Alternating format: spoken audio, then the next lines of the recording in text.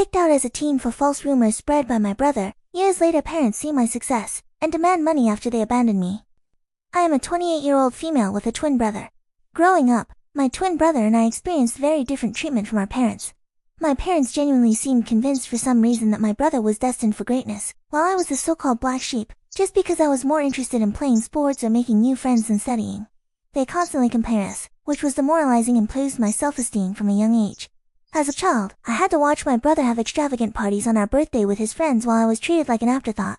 He often had sleepovers with his friends, while I was never even allowed to bring my friends back to our place. To be honest, I loathed every minute of my childhood. The only person in the family who seemed to care about me was my grandmother. When she visited us, she always brought me my favorite chocolates and occasionally slipped a few dollars to me so that I could treat myself later. As the years passed, this blatant favoritism from my twin brother gradually transformed into emotional abuse directed me. My parents would openly mock my grades and belittle my hobbies.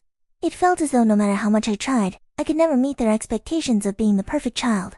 Although I was good at sports, they barred me from participating in extracurricular activities as they wanted me to concentrate only on studies just like my brother. It was frustrating, and I felt helpless as a child.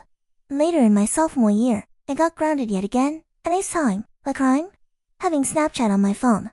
I had done absolutely nothing wrong except like all teenagers at my age I had downloaded this app to stay connected with my friends. However, according to my parents, this was a huge crime and a breach of their trust as they had forbidden me from communicating with my friends. They went batshit crazy on me and threw all my stuff around the room. They then took the doors of my hinges and told me that I would have no privacy as long as I lived under their roof. Watching my parents abuse me this way, my twin brother instead of supporting me made my life worse. The toxic environment created by our parents' unjust actions allowed him to exploit the situation to his advantage. He adopted a pattern of lying about me, falsely accusing me of things I never did so that he could get away with everything. If he stole something, he'd effortlessly shift the blame to me, and my parents, already inclined to believe the worst about me, readily accepted his lies. He would demean me in front of my friends at school and would make fun of my appearance. Despite this, I had a wide circle of friends at school because I was approachable and open to making connections. My twin, however, struggled socially, and he started to resent that I could talk to people while he, as an introvert, felt awkward. This jealousy reached a boiling point during our 14th birthday party when no one showed up for him on his birthday. I have no idea why his friends did that to him, but in stark contrast, my friends took me out for ice cream and I had an overall wonderful day. This infuriated my brother further.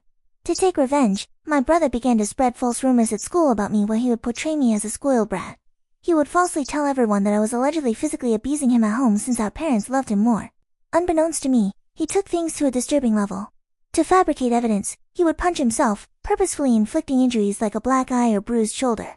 The next day, he would confidently walk into school, displaying the self-inflicted injuries as proof of my supposed violence and make up stories. Whenever our parents questioned him about the injuries, he would lie saying that it was due to innocent activities like playing football with his friends.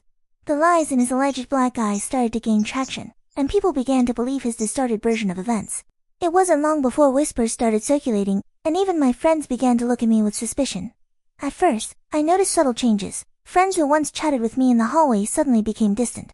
Invitations to group hangouts became fewer and farther between. It was like a switch had been flipped, and people were hesitant to associate with the supposedly spoiled girl accused of violence. One day, I mustered the courage to ask my ex-best friend why things had changed between us. She opened up about how my twin brother had been spreading rumors about me. She revealed the detailed lies he had told everyone, accusing me of things I had never done. I was shocked to hear her words. The feeling was a mix of disbelief and betrayal, as if the ground beneath me had given way. My brother, someone I grew up with, was spreading lies about me, accusing me of things I would never even dream of doing. It was a betrayal that cut deep, leaving me with a knot in my stomach and a heavy heart. I confronted my brother the day after our school, but he chose to ignore me. I begged him to stop lying about me, but he smirked at me and told me that I deserved her alone. I was at a loss for words because his lies and behavior were starting to scare me. I wanted to talk to my parents, but I was afraid that they would believe my brother over me. The isolation stung, especially because I had always been open to making friends. It felt like my brother's jealousy-fueled lies were tearing down the connections I had built over the years. Teachers, too, began to catch wind of the rumors. It was a surreal experience, as if I were living in a parallel reality where my true self was overshadowed by the malicious stories spun by my own twin. The lies had grown beyond mere teenage gossip. They were now shaping how people truly perceived me.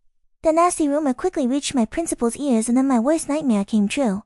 The principal immediately called me and my brother into his room as well as our parents so we could discuss these alleged rumors.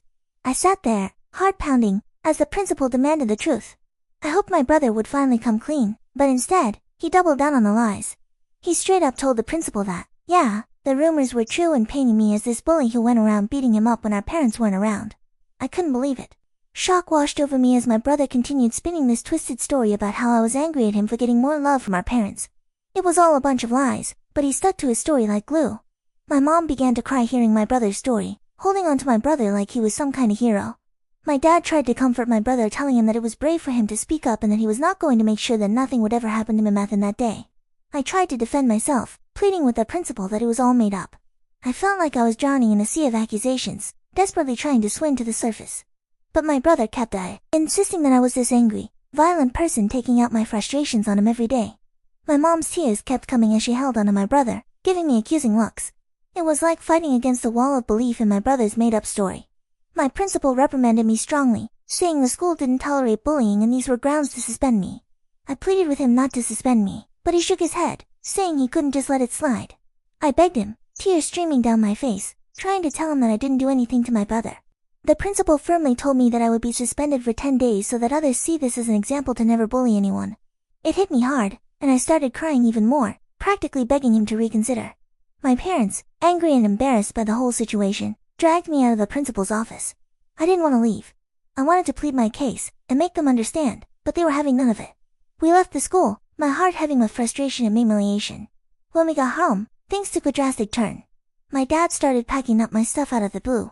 I was shocked, confused, and had no idea what was happening. My mom asked him what he was doing, but he just shouted that he couldn't let me live in the same house as my brother anymore. I was crying, practically on my knees, and pleaded with my brother to tell them the truth, but he stayed cold, unmoved by my emotions. My dad continued packing my things and then threw the suitcase into our foyer. I clung to my dad's legs, still begging him not to throw me out. It was like a nightmare unfolding. He told me that a bully like me didn't deserve to live in his house and that he would ask his mother, my grandmother, to come and pick me up if she wanted to do that. It felt like the world had crumbled beneath me. I stood there in shock, surrounded by my belongings scattered in the foyer, kicked out of my own home. Eventually, my grandmother did show up. She gathered all my things and helped me place them in the car. Helping me into the passenger seat, she made sure I had my seatbelt on before walking towards my parents' front door. She rang the doorbell and when my dad opened the door, she started to yell at him for treating me this way.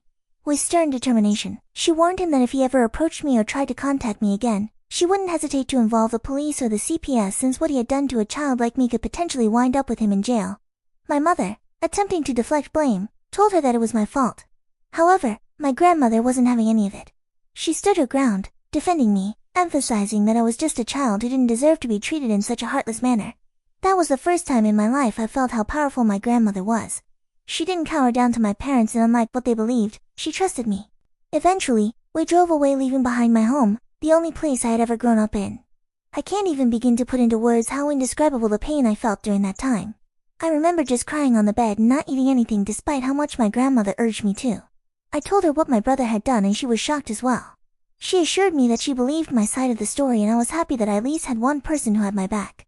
When the 10 days of suspension lifted, the prospect of returning to school felt like stepping back into a lion's den. As I entered the familiar hallways, the faces of my classmates spoke volumes, judgment, whispers, and sidelong glances. The weight of the false accusations continued to linger in the air. Meanwhile, my brother blatantly ignored me and acted like I didn't exist. He had become friends with a few people who believed his side of the story and saw him as the victim of my attacks. No matter how much I tried to tell my side of the story to anyone, it fell on deaf ears. I was an outcast, branded with an unjust label that clung to me like a shadow. No matter where I went, the classroom, the cafeteria, the corridors, the eyes that met mine were filled with disdain and mistrust. I became a loner. I would keep my head down and attend all my classes, have lunch alone in the cafeteria, and would straight go back home. I had no friends and it felt like everyone pretty much didn't want me there. Throughout all this, my parents never once called to check up on me. My grandmother would constantly remind me that this was not my fault and that life would eventually be okay. I graduated high school with good grades and was looking forward to college where hopefully I would have a better life. It was only when I went away to college that I first experienced what freedom felt like for the first time. No one was watching over my shoulders, no one was comparing my grades, and no one was trying to compete with me.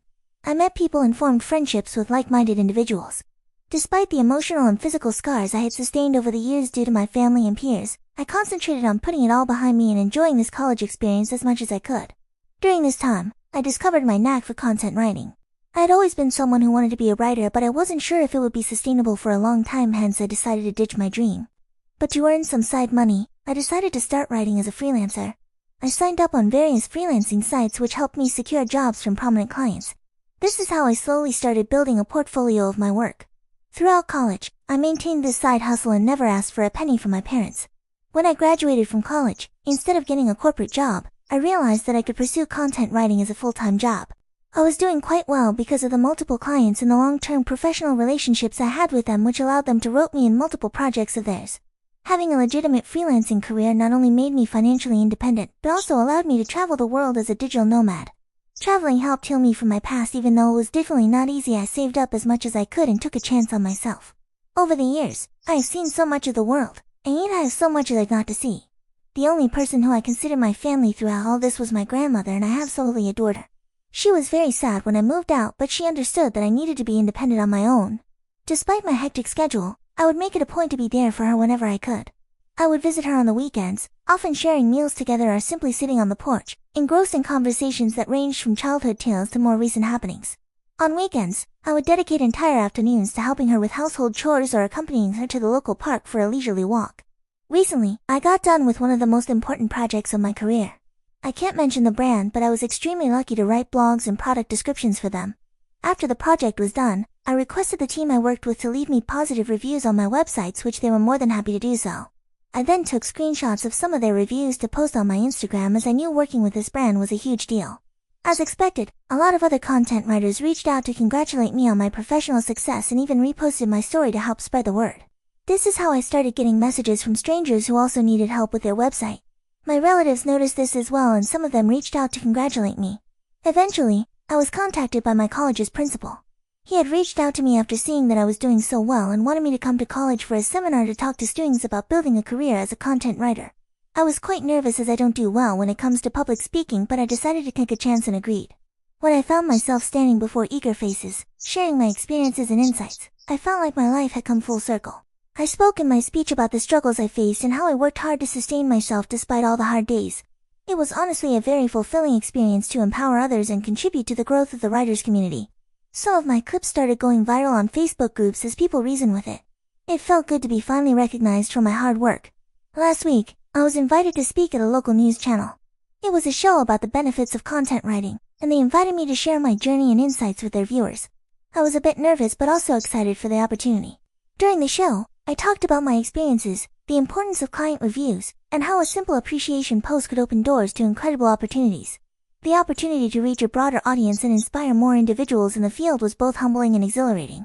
When it finally aired, I shared some of these clips on my Instagram also, as I was proud about being invited to a TV show. This is how my relatives and cousins started finding out how well I was doing in my career. You see, because my parents never talked about me to anyone, they had no idea that I was working with popular brands and getting invited to TV shows. This is how word quickly spread within my family. I guess this TV interview must have finally reached my parents' ears also, because just a few days later, I was working on another project and had my phone on silent. When I was done with my work, I checked my phone and to my surprise, there were 6 missed calls from my mom. I was honestly shocked to see her name on my phone, as it had been a long time since she had called me. After all those years of silence, I couldn't fathom why she was calling me. I hesitatingly called her back and she picked up immediately. I asked her if everything was okay and my mom started to congratulate me. My dad, probably sitting right there with mom, jumped into the conversation also. He started to inquire about my life and well-being, and I answered their questions without much thought. It didn't strike me as unusual until they began to ask how much I was earning these days. I told them that it was none of their business, and my dad replied that we were family, so I shouldn't feel shy telling them my income. I told them that I was doing well financially. Hearing this, my mom then began to say how hard their life was these days. My brows furrowed in suspicion. Basically, here is how our conversation pretty much went. Mom, we are retired now and we have been wanting to renovate the house for a while now. It's not in the best shape, but we have no savings left. Me, okay mom, your success has given us hope. After watching your TV interview today, we thought maybe you could help us out by paying for the renovations. Dad, after all, we are a family. You shouldn't hesitate to share some of your earnings with us. We can really use your help. Me, are you joking with me? Why are you asking me for money when you haven't even talked to me for years? I don't know what made you decide to reach out to me, and while I appreciate the congratulations, I am not going to help you out in any way. Hearing this, my mom started saying how I was being a bitch and that I needed to support them as a family. My dad also added that as my parents, they deserved to be looked out after and that this was the least that we could do. I was so pissed at this that I wanted to give them a piece of my mind. I suddenly got an idea that instead of just arguing with them, I should teach them a lesson forever, thinking that they could mooch off me after mistreating me all those years ago. I told my parents that I was willing to help them if and only if they agreed to my demands. My dad curiously asked me what it was. Without hesitation, I laid out my demand. If they wanted my help, they had to publicly admit, in front of our family and friends, that my brother was the mastermind behind the hurtful rumors that had tarnished my reputation. I wanted them to humiliate my brother the same way they had humiliated me in front of everyone by believing his lies and manipulations.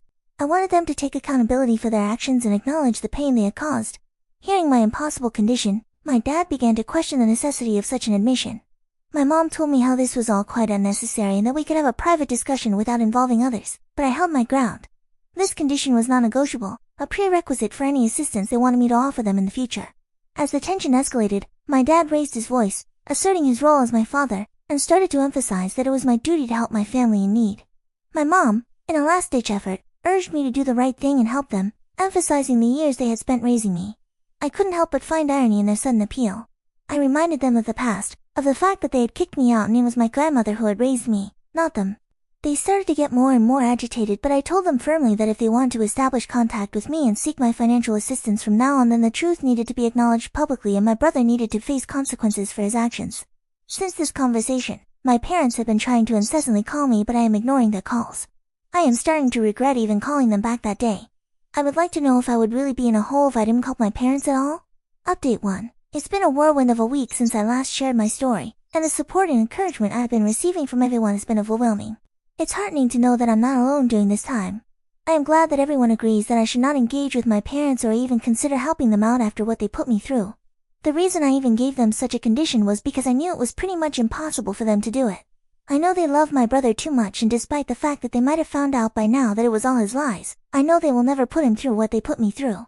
Today, my brother sent me a nasty text message after my parents again tried to contact me and I refused to pick up their calls. This is what he wrote. Hey sis, it's been a long time since I saw you and I can tell you that every day without you in my life has been great.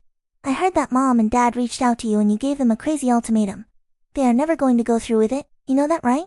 They clearly never loved you and they will never do anything to hurt me. I admit that I did lie about you 15 years ago, but it's been a long time since then. So stop being so selfish and try to move on from the past. You are unmarried and childless anyway, so why do you not want to hump them out by paying for their repairs and renovations around the house? Do the right thing and be a better daughter. Seeing the message felt like a stab to my chest. The audacity to dismiss the struggles I had faced and the conditions I had set spoke volumes about his lack of empathy. The attempt to guilt-trip me by emphasizing my unmarried and childless status added another layer of insensitivity. His insinuation that I should prioritize their needs over my own well-being was not only offensive but also highlighted how little he thought of me. Fueled by frustration and a strong desire for justice, I decided it was time to take matters into my own hands and reveal the truth that had been hidden for too long. I sat down to write an email to my parents and close relatives, sharing the painful details of my childhood and the unfair treatment I had endured while growing up in my family house. In the email, I described the strict and oppressive environment I had under my parents' roof and how they treated me compared to my twin brother. The email also delved into the malicious and completely untrue rumor my brother had spread about me in school, which had led to severe consequences and affected my reputation. I wrote how my parents had kicked me out to the curb and had it not been my grandmother I might have been dead in the streets by now. Towards the end, I asked everyone to read a message my brother had sent me. I attached a screenshot where he admitted to lying about me. It was a clear confession that I hoped would expose the lies that had persisted for too long. I sent the email just an hour ago and I know that all hell will break loose once my parents and my brother read it. I will update you next regarding how my family reacts to my email. Update 2. It's been a month since my last update and a lot of things have happened this month. As you can imagine, my family did erupt after receiving the email. My parents have received criticism from relatives who were previously unaware of the extent of the favoritism and emotional abuse. A lot of the family members reached out to me telling me that they had no idea about all this and apologized to me for not being there for me. My brother and my parents sent me a barrage of text messages that were starting to get more abusive and violent, so I decided to reach out to a lawyer who sent them a notice of cease and desist. It basically warned them to not contact me further, and if they did, they would have to face dire legal consequences. I guess this must have scared them straight because they stopped contacting me. My grandmother thinks I have done the right thing by letting everyone know what happened and supports me 100%. She is the only person who matters to me, so I'm glad she is my back. Update 3. It's been 2 months since my last update. I am happy to report that everything in my life is going well for now. Professionally, my content writing business has been flourishing. The invitations to speak at seminars and podcasts continue to roll in, solidifying my position as a respected figure in my line of work. I am as close to my grandmother as ever. I took a 1-week break from my work recently so I could spend some quality time with her. She is into gardening these days and educated me a lot about various flowers and herbs in her garden. The moments I spent with her, whether sharing meals, engaging in heartfelt conversations, or simply enjoying each other's company, are my favorite and cherished memories. My family has not contacted me after the letter they received from my lawyer, so I'm happy that they are staying away from me. Personally, I have started going to therapy, so hopefully I can work on healing myself. I think this will be the last update for now.